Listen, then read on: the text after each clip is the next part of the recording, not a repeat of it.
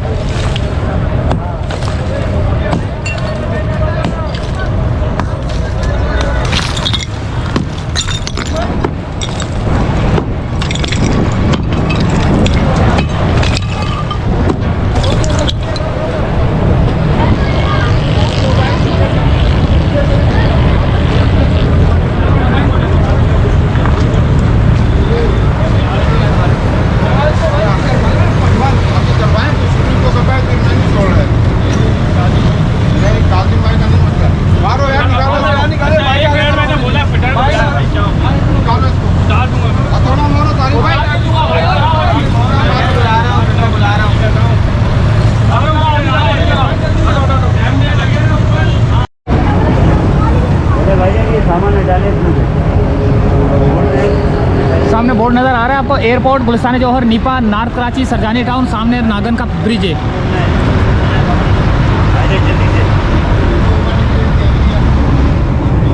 बहुत आगे किया हुआ इन्होंने, दुकान से बहुत ज़्यादा आगे। इसको खाली करे तोड़ना है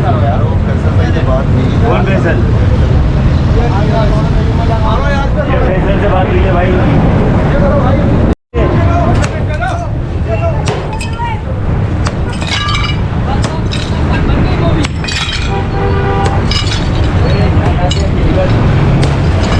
ये ढक लो, कपड़े से ढक लो ये।